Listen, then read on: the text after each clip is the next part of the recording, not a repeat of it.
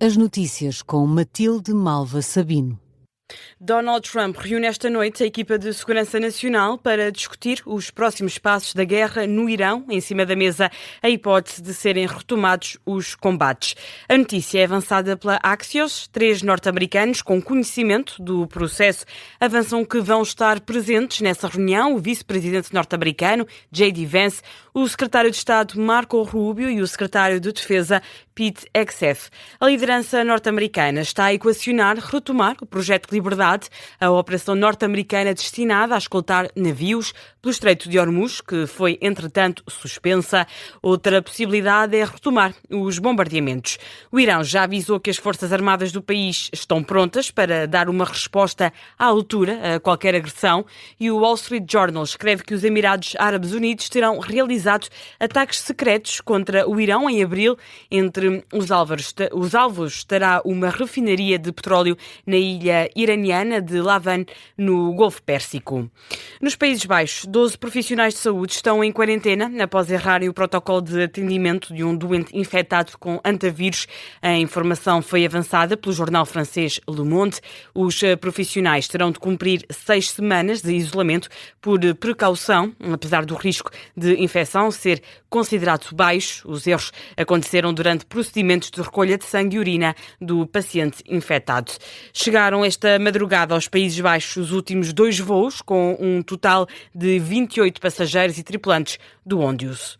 Em Espanha, mais uma pessoa testou positivo com antavírus. O paciente é espanhol e está entre os repatriados que se encontram em quarentena no Hospital de Madrid. De acordo com o El País, encontra-se atualmente sem sintomas este paciente e em boas condições de saúde. O diretor-geral da Organização Mundial de Saúde afirma que os passageiros sofreram esgotamentos nervosos no navio. Em entrevista à Sky News, Tedros Ghebreyesus defendeu que a decisão de não isolar os passageiros no navio foi a melhor opção. O líder da OMS afirma que essa medida teria sido cruel, visto que os passageiros já sofreram mentalmente da situação. A Direção-Geral da Saúde publicou orientações para possíveis casos suspeitos de antavírus na sequência do surto do cruzeiro Ondius, mas descarta a DGS a implementação de medidas preventivas. A DGS sublinha que o risco em Portugal mantém-se muito baixo. As autoridades de saúde definem como casos suspeitos pessoas com contacto com passageiros ou tripulantes do navio e que apresentem sintomas como febre, dores musculares ou dificuldades respiratórias. As normas destinam-se aos profissionais de saúde portugueses para eventual acompanhamento de contactos ligados ao vírus. O PSD considera inútil a proposta do Chega de constituir uma comissão parlamentar de inquérito à Operação Influencer. O caso envolve o ex-primeiro-ministro António Costa e a intervenção que teve nos processos ligados ao lítio, ao hidrogénio e ao centro de dados de Sines. Entrevistado esta noite na CNN, Hugo Soares reitera que o partido vai votar contra a CPI e deixa recados aos socialistas. Eu não vejo vantagem nenhuma numa comissão parlamentar de inquérito. Compete às questões que são da Justiça, à Justiça fazer essa investigação. Eu tenho a certeza absoluta que Pedro Nuno Santos, Pedro Delgado Alves votarão a favor desta comissão parlamentar de inquérito, não tenho dúvida nenhuma. Quando foi anunciada uma investigação ao atual Primeiro-Ministro que redundou em 0, eles foram daqueles que quiseram uma comissão parlamentar de inquérito. Nós não o quisemos, não foi por medo de nada, como se veio a verificar. Foi precisamente porque nós entendemos que a Justiça deve fazer o seu trabalho isenta de qualquer pressão partidária e política. Já sobre as alterações à lei laboral, que vai agora ser discutida no Parlamento, Hugo Soares garante desconhecer o conteúdo da proposta, chuta para depois. Não consigo fazer futurologia porque eu não sei qual é a proposta que o Governo enviará para o Parlamento. Se me convidar daqui a 15 dias, ou 3 semanas, ou uma semana, quando o Governo mandar para o Parlamento, tenho todo o gosto de falar sobre isso. Hugo Soares afirma ainda que o líder socialista, José Luís Carneiro, e do Chega, André Ventura, são os negociadores mais incómodos para o governo. Acusa os 2 partidos da oposição de taticismo. A Frente Comum de Sindicatos da Administração Pública quer um aumento intercalar dos salários dos funcionários públicos e apela à participação na greve geral marcada para 3 de junho. O coordenador da Frente Comum, afeta à CGTP, Sebastião Santana, pede aos trabalhadores que se juntem à luta contra o pacote laboral. A Frente Comum, sendo uma estrutura representativa, a mais representativa de trabalhadores da administração pública, o que vos queremos passar hoje é que não apenas nos solidarizamos com a greve geral promovida pela CGTP, pela Central Sindical CGTP Intersindical Nacional, como vamos apelar a todos os trabalhadores da administração pública e a todos os sindicatos da Frente Comum que subscrevam avisos prévios de greve no sentido de se juntarem a esta luta. Sebastião Santana lembra que entregou um pedido de negociação de aumento intercalar de salários e que até o momento não obteve resposta do Governo. A Federação Nacional de Educação diz que o Governo admitiu integrar propostas dos sindicatos no novo Estatuto da Carreira Docente. O assunto foi discutido na reunião desta segunda-feira com o Ministro da Educação, Fernando Alexandre. As estruturas sindicais avançam que o novo modelo mantém o Ministério responsável pelas colocações de professores. Fica assim afastada a hipótese de esse processo passar para outras entidades. O secretário-geral da FNE, Pedro Barreiros, considera que a reunião foi positiva.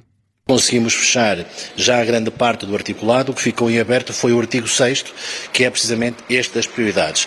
Quanto aos outros artigos, foram aceites alterações propostas pela FNE ao articulado, muitas vezes questões que são palavras, mas são palavras que para nós são importantes. Posso dizer que o processo negocial está a decorrer de uma forma normal, as propostas e os contributos estão a ser devidamente acolhidos.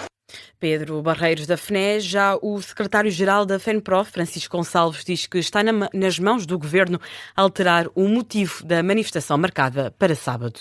Vai ficar nos artigos que o Ministério propõe para o Estatuto relativamente a esta questão dos concursos, que nós continuamos a ser um corpo especial, que os quadros de pessoal docente vão constar, que temos habilitação profissional e habilitação própria com esse registro. A graduação se resolve os problemas das prioridades, se calhar no sábado estaremos a manifestar, não no sentido do protesto, mas no sentido de celebração.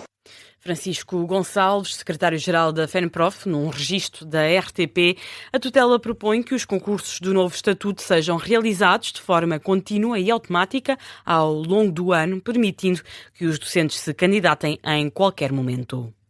A Ordem dos Enfermeiros alerta que o Serviço Nacional de Saúde está em risco de colapso devido à falta destes profissionais. A instituição diz que são precisos mais 14 mil enfermeiros no SNS para responder às necessidades do país. O bastonário Luís Filipe Barreira defende mais investimento na profissão para garantir a sustentabilidade do sistema de saúde.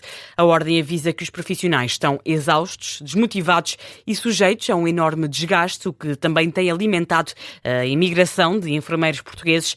Quase 40% dos recém-licenciados optam todos os anos por trabalhar no estrangeiro. A PSP transferiu de posto o agente suspeito de ter avisado os colegas da Esquadra do Rato de que estavam a ser investigados. O polícia foi também alvo de um processo disciplinar interno. Em causa, a alegada divulgação de informações sobre buscas e vigilâncias relacionadas com os casos de abusos e tortura na Esquadra do Rato. O agente terá alertado os colegas antes da operação policial. Questionada pelo Observador, fonte policial não esclareceu se o agente foi também afastado da investigação. Noite dupla de futebol, o Sporting ganhou e o Benfica empatou a 2 frente ao Braga, com direito a críticas à arbitragem por parte de José Mourinho. O Clube da Luz jogou em casa. Rafa e Pavlidis marcaram os golos dos encarnados. Paulo Victor e Gorbi são os autores dos golos do Braga. Na conferência de imprensa, o técnico das Águias afirmou que neste momento não renovava com o Clube da Luz, contrariamente ao que afirmou 1 de março. Quanto à partida, José Mourinho considera que o Benfica teve mais oportunidades de golo, mas foi menos eficaz. Um bom jogo sob o ponto de vista coletivo, um bom jogo sob o ponto de vista individual, boas performances sob o ponto de vista individual, um domínio claro sobre um adversário que é bom a não deixar-se dominar, porque é uma equipa que normalmente tem bola, segura bola, esconde bola. Não esconderam muita coisa, nós fomos muito mais fortes.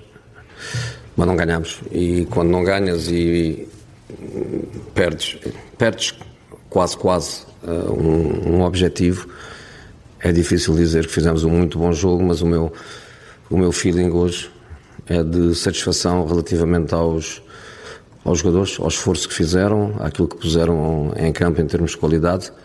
A equipa de José Mourinho tem agora menos 2 pontos do que os Leões. Tem de vencer o Estoril na Amoreira na última jornada e esperar que o conjunto de Rui Borges não vença o Gil Vicente em Alvalade.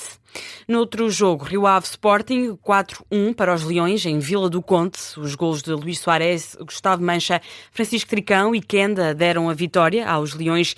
Diogo Bezerra de Oliveira marcou pelo Rio Ave. O técnico Rui Borges reconhece o mérito e as dificuldades criadas pela equipa adversária, principalmente na primeira parte. Um início de jogo bastante aberto. Nós sabemos daquilo que o Rio Ave é forte. No jogo partido eles são fortíssimos, os homens à frente no último terço são bons jogadores, individualmente e coletivamente também. E nós sabemos que não podemos deixar partir muito o jogo. Deixámos partir, tentámos numa fase inicial ser bastante pressionantes, procurar referências. O Rio Ave com o futebol direto que nós também já estávamos à espera num primeiro momento, depois entrar num segundo momento da segunda bola sobre a nossa linha defensiva e acabou por ser isso quase a primeira parte. Com esta vitória, o Sporting, que na última ronda recebe o Gil Vicente, beneficiou do empate do Benfica frente ao Sporting de Braga para se isolar no segundo lugar com 79 pontos, mais 2 do que o rival. Foi a notícia de fecho deste jornal. A informação volta com a síntese das 2h30. Até já.